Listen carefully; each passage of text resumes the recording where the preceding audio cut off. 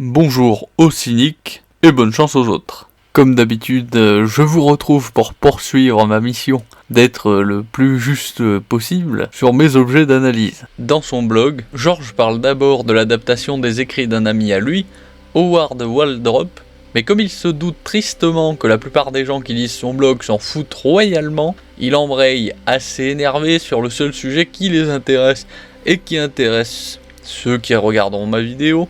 Je préviens tout de suite, j'aurais pu améliorer ce que Martin a dit sur son blog pour que ce soit plus agréable à écouter, mais dans un souci d'authenticité, j'ai traduit de façon littérale. Voilà, c'est lui qui parle. Je sais, certains d'entre vous seront énervés par ça, comme vous l'êtes pour tout. Je l'annonce ici, ça n'a pas de rapport avec Westeros et les vents de l'hiver, Winds of Winter. Vous avez tourné la page, autant me concernant que concernant le livre. Je ne le finirai jamais, si je le fais, je ne finirai jamais un rêve d'été, a dream of spring. Si je le fais, ce ne sera pas bon. Je devrais chercher un autre écrivain pour le finir à ma place. Je vais mourir d'un peu de temps, de toute façon, parce que je suis si vieux. J'ai perdu tout intérêt dans un son de glace et de feu, A Song of Ice and Fire, il y a 10 ans. Je me fous de l'écriture, je me contente d'apparaître publiquement et de dépenser mon argent. Je travaille à l'édition des livres Wild Cards, mais vous ne les aimez pas. Vous détestez peut-être tout ce que j'ai écrit d'autre. Bon là, il énumère toutes les choses dans lesquelles il est apparu et auxquelles il a participé, et toutes les autres anthologies qu'il a éditées avec son ami Garner Dozois. Je reviens à la traduction littérale. Vous vous foutez de cela, je sais. Vous vous foutez de tout ce qui ne concerne pas Winds of Winter. Vous me l'avez dit si souvent, le truc, c'est que je m'en soucie. Et que je me soucie de Westeros et de Winds aussi. Des Stark, des Lannister et des Targaryens, de Tyrion et Asha, de Dany et Daenerys, des dragons et des loups. Je me soucie d'eux, plus que vous ne pouvez l'imaginer. J'ai aimé A Dozen Tough Jobs. But alors you are French? La première fois que je l'ai lu, il y a bien longtemps. J'aimais Howard. Ça m'attriste de savoir qu'il n'a pas vécu assez longtemps pour voir le film. J'espère que nous lui rendrons justice. Comment pourrions-nous ne pas faire tout ce que nous pouvons pour y parvenir? Hercule, Howard, Joe, Lionforge, je vous souhaite de pouvoir partager mon excitation due à la perspective de voir ce film. Si voilà, c'est touchant de voir qu'il veut rendre hommage à quelqu'un qui était sans doute son ami, il faut quand même aussi pointer du doigt que Martin il a un défaut évident dans ses livres, et c'est d'ailleurs ce qui fait qu'il n'a toujours pas fini sa saga Game of Thrones, c'est qu'il est excessif dans le nombre de ses personnages, il est excessif dans la multiplication des points de vue, ce qui rend le dénouement de leurs arcs narratifs respectifs d'une difficulté extrême, voire l'empêche de trouver un dénouement satisfaisant pour le lecteur qui voit plusieurs personnages qu'il a suivis et appris à apprécier depuis des années, être brutalement mis aux oubliettes de la trame principale, parce qu'à un moment donné, il a fallu couper pour démêler le bordel que Martin a créé. Le nœud gordien scénaristique, si j'ose m'exprimer ainsi.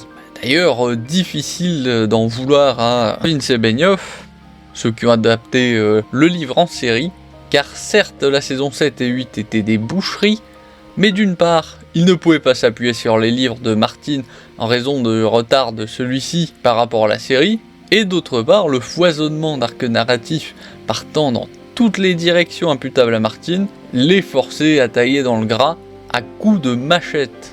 Pour autant, si je devais parier sur quelque chose, c'est sur le fait que la fin imaginée par Martin ne sera pas plus satisfaisante que celle de la série, voire encore moins parce qu'elle sera associée au nom de Martin, et qu'elle dégradera le crédit qu'il avait acquis auprès de ses fans.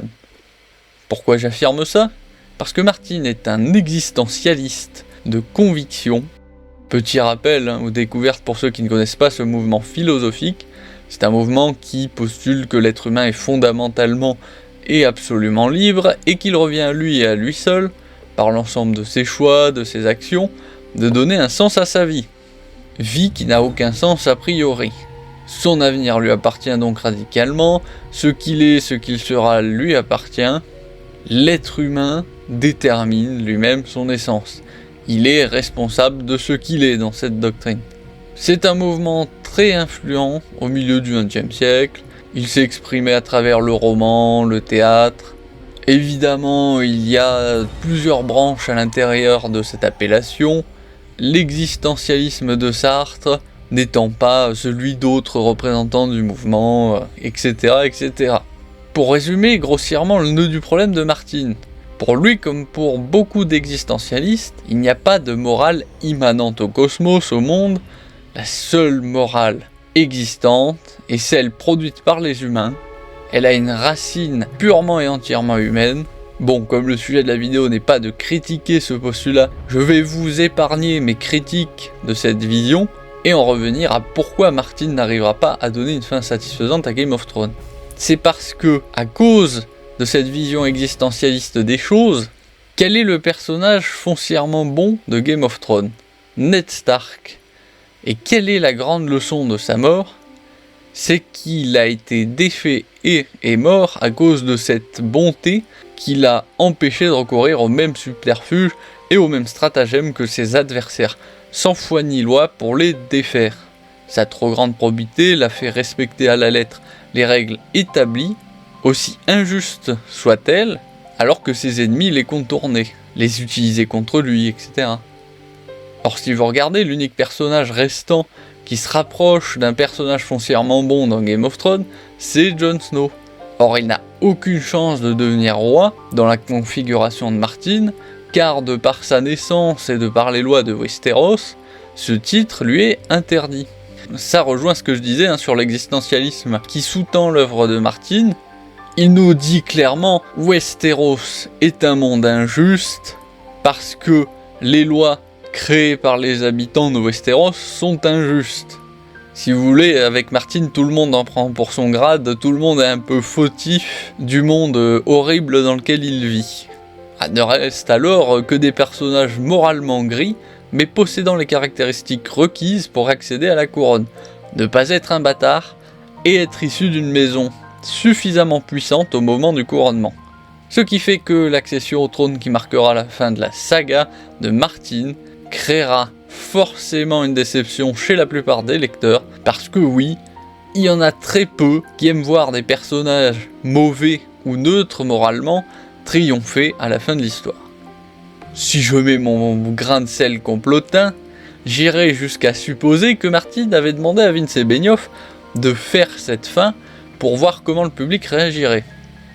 Parce que c'est celle qu'il désire donner à Game of Thrones, ça j'en suis assez convaincu, mais devant la réaction du public, il ne sait plus comment clore son histoire, ce qui explique pourquoi il patauge dans la semoule depuis maintenant presque 15 ans, et qu'il n'arrive pas à enfin donner une fin à son histoire.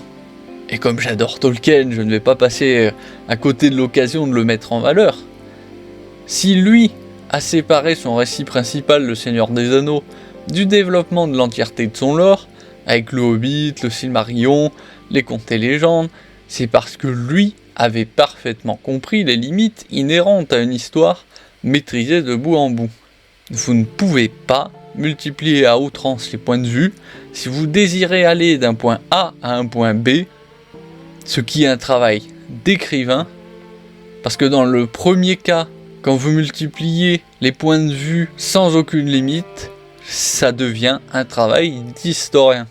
Non, un écrivain, lui, amène son public vers quelque chose. Il ne peut pas se contenter de donner une multitude de façons de voir les mêmes événements, ou en tout cas, il est obligé de limiter le nombre de ses points de vue, pour être plus précis. Et donc, en conclusion, visiblement, Martine, soit il ne l'a pas compris ça, soit il s'est imaginé capable de s'affranchir de cette problématique, ce qui globalement revient au même, et qui souligne une nouvelle fois sa philosophie d'existentialiste, qui pense pouvoir s'affranchir de tout, pour peu qu'il en ait la capacité. Bref, sur ce, abonnez-vous, mettez un pouce bleu, laissez un commentaire pour me faire savoir ce que vous pensez de cette vidéo, et je vous retrouve au fil de l'actualité.